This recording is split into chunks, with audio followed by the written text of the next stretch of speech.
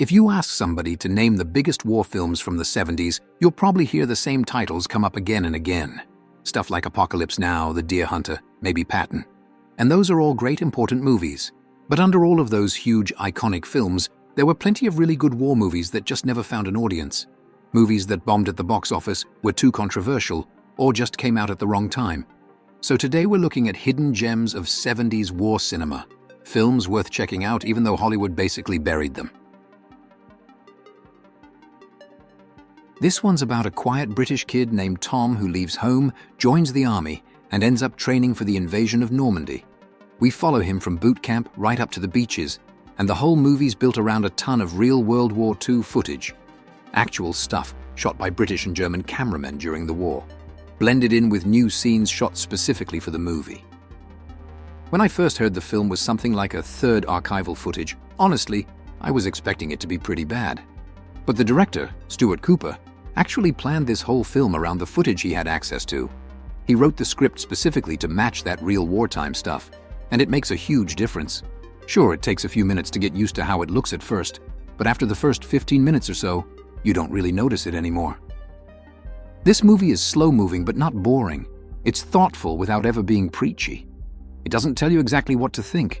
It just lays things out, asks some tough questions, and gives you space to make up your own mind. But it's not a movie you can half-watch while scrolling your phone. Overlord's one of those films that demands your full attention, and if you're into that, it's really rewarding. Next is Too Late the Hero from Robert Aldrich, the same guy who made The Dirty Dozen.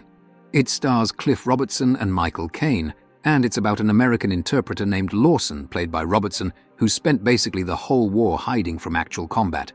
Suddenly, he's ordered onto a dangerous mission with a squad of equally unenthusiastic British troops, including Michael Caine, playing a sarcastic, cynical soldier named Tosh. Their mission is basically impossible: head deep into the jungle and take out a Japanese communications base. And nobody wants to be there. The soldiers aren't heroes, they're just guys trying not to die. It's realistic, cynical, and gritty, filmed on location in sweaty jungle atmosphere that feels really authentic. But it completely bombed. Lost over $6 million, one of the biggest flops ABC films ever had. Aldrich himself couldn't figure out why it failed. In fact, he said he never really understood what went wrong, and he took it hard. He said that one bad movie could ruin your reputation forever, but Too Late the Hero deserved better. Yeah, it drags a little bit in spots, but it picks up fast. It's raw and realistic. It shows how soldiers really felt. They weren't fighting for honor or glory, just survival.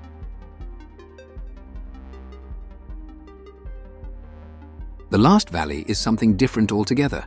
It's not about World War II or Vietnam. Instead, it's set during the 30 Years' War in the 1600s.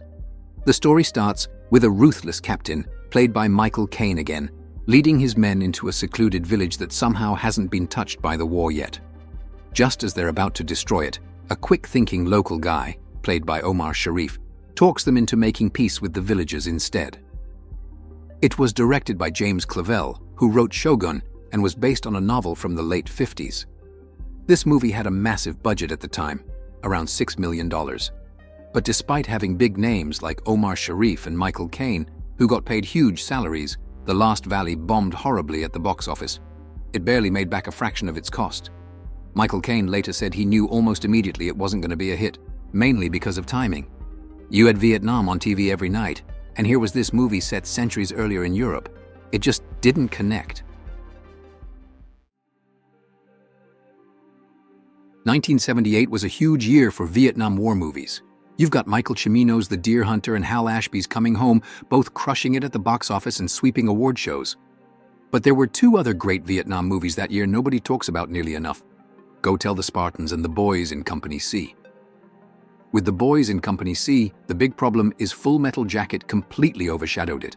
Stanley Kubrick made that one in 1987, and it's basically the same exact setup, like almost scene for scene similar. Both movies even have Lee Ermey playing basically the same hardcore drill instructor character. Pretty big coincidence if it even was one. But Company C is great on its own terms. It really shows you the everyday reality, the gritty details, and all the little struggles these young Marines had to deal with in Vietnam. And it nails the absurdity of war without really coming across as anti-military.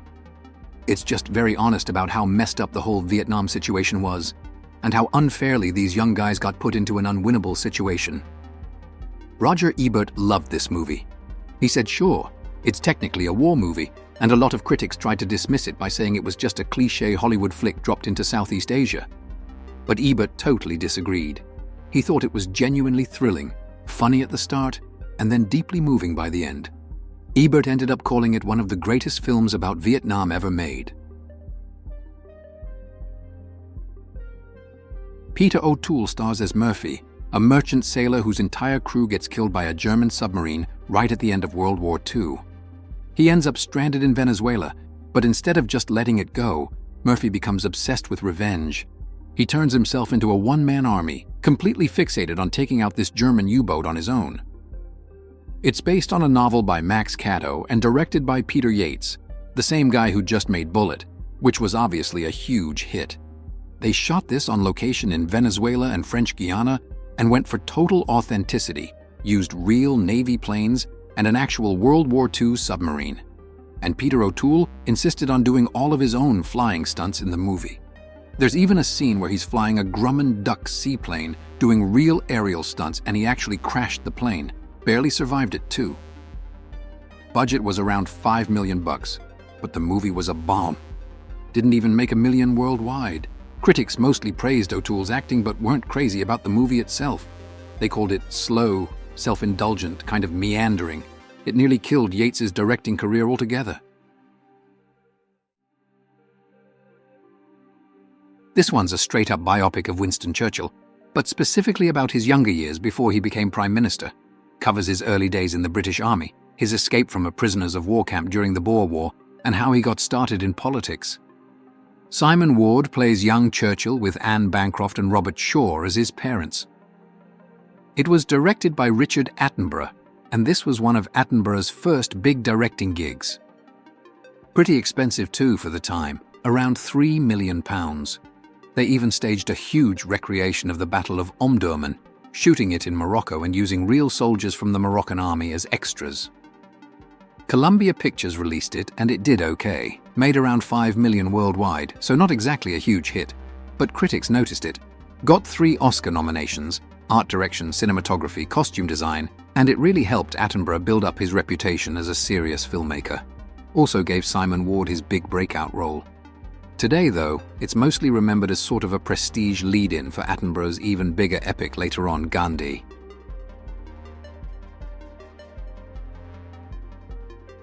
This one's based on the real Operation Entebbe, the famous rescue mission by Israeli commandos who saved over 100 hostages from a hijacked Air France flight in Uganda. Pretty crazy story. It was made as a TV movie for ABC, directed by Irvin Kershner, the guy who ended up directing The Empire Strikes Back. They went all out, got real C-130 Hercules military planes, and built full-scale replicas of Entebbe Airport right in California. Israel wouldn't officially help out, security issues obviously, but some former Israeli Defense Force guys came on board as technical advisors to get the details right. When it aired in January 1977, it was huge. Over 50 million people watched it live.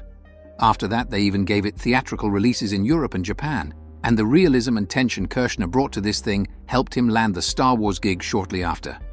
Not bad for a made-for-TV movie.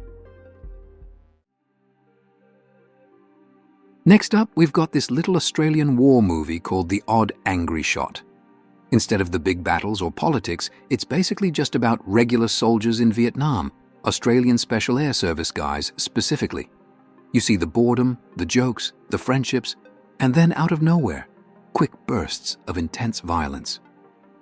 Director Tom Jeffrey based it on a book by William Nagel, who actually served in Vietnam himself. The budget was tiny, even by Aussie standards, around 600,000 Australian dollars. They shot the whole thing around Shoalwater Bay training area in Queensland, with real support from the Australian Army, vehicles, equipment, everything they needed. It ended up doing pretty well in Australia, made over $866,000, good money for a low-budget Aussie movie. And critics actually liked it, praised it for not turning Vietnam into some big political statement. Veterans still say it's one of the more realistic depictions of what everyday life was like during the war.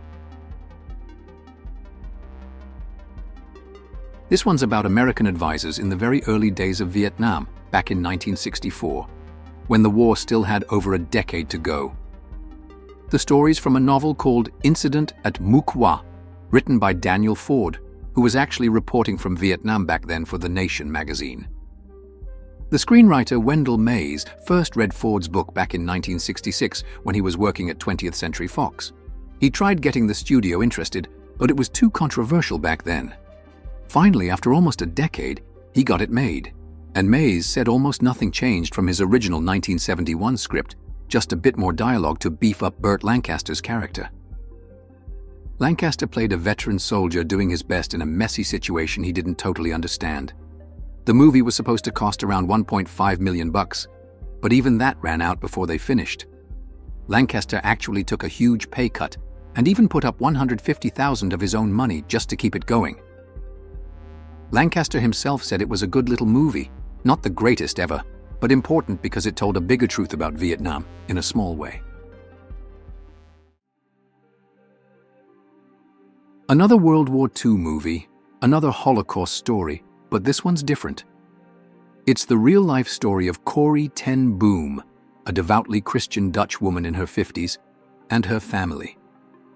They joined the Dutch underground during World War II and started hiding Jewish people in their house. They got caught, sent to a concentration camp, and the movie mostly focuses on Corrie and her sister Betsy as they try to survive there by holding on to their faith. It starts with a prologue clearly stating the story's real, based directly on the writings and personal memories of Corrie and her family. Corrie actually co-wrote the original autobiography with John and Elizabeth Sherrill. No big-name stars meant it got buried by bigger, flashier war movies of the 70s. Plus, the openly religious angle probably didn't help at the box office. Still, it's a powerful film that shows how much good can come out of even the darkest moments.